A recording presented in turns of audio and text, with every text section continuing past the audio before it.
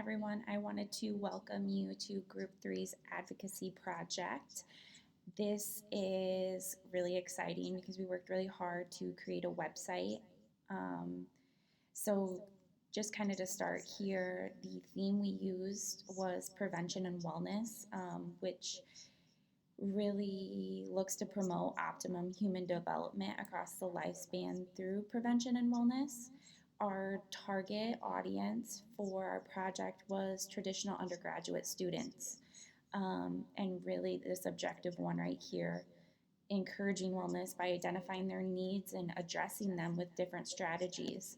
So, what we created here is a website called College Counseling Quad City Resources, or College Counseling QC.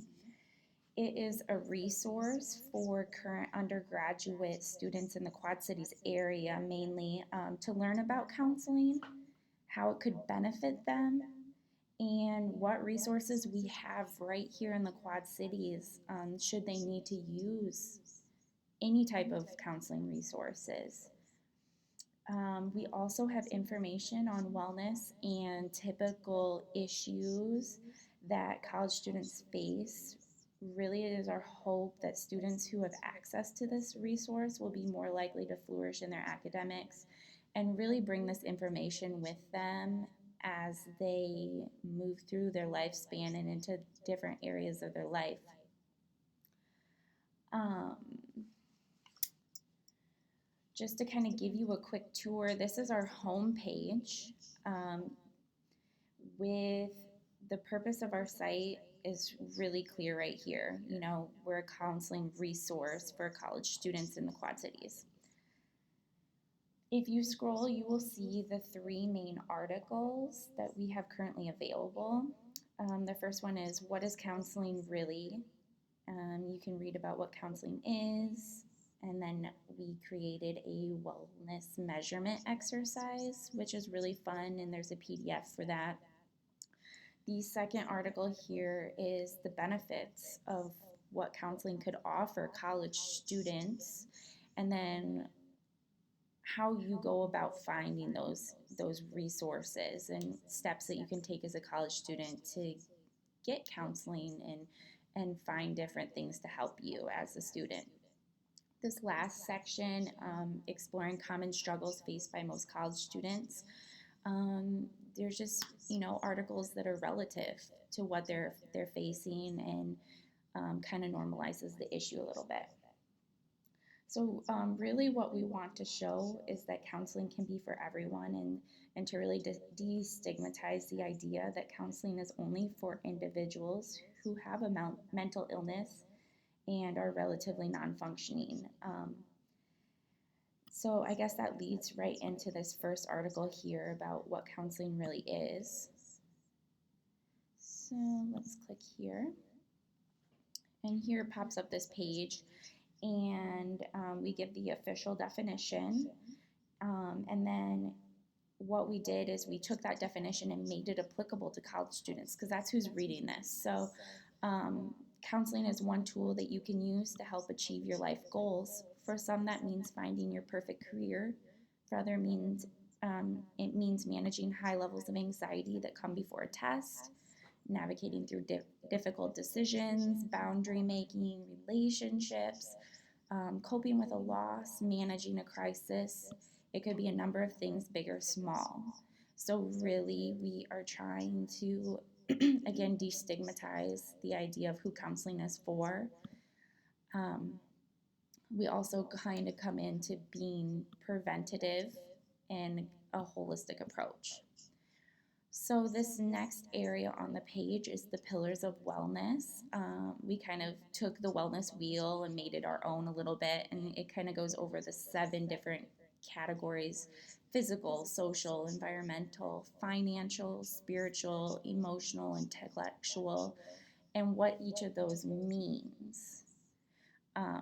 And then down here, we kind of provided an exercise so that people can become more aware of where they're at with their wellness, compare the different sections to each other, um, and see where they need to be. So this is a page that you could look more closely at here. I also have a PDF so that if you wanted to download it and do it yourself, you can. All right, let's go back and look at the next page, which is the benefits. So this just kind of goes over the potential benefits of counseling for a college student. And they're all bulleted right here. Improving your communication skills, self-esteem, ability to change your self-defeating behaviors, habits, or thinking, expressing your emotions, managing stress, problem solving or conflict resolution. I mean, really, this just kind of gives a really good idea of how this might benefit you as a college student if you were looking at this from an undergraduate perspective. The next thing in this page that we put is how do you go about finding counseling for yourself? Or maybe you don't need counseling, maybe you just need access to more information. So things like talking to your advisor to get kind of like an idea of where to go, Student Services Center. And then also we have a link to our resources site for the Quad Cities area, which we will go over that in just a minute here. But making this applicable to any undergraduate student. All right. Last page here. This kind of goes over the common struggles. Currently, we have depression and anxiety link and stress and time management. I'll just quick show you what it looks like. I'll give you the link so you guys can look at the website for yourselves. Each of them has references so that you could go back and continue reading or reading more on each topic. Let's click back, stress and time management. So what I like about this article is we have some facts here. We have a link as like a guide, which I thought was really cool. If you guys have time, go look at that.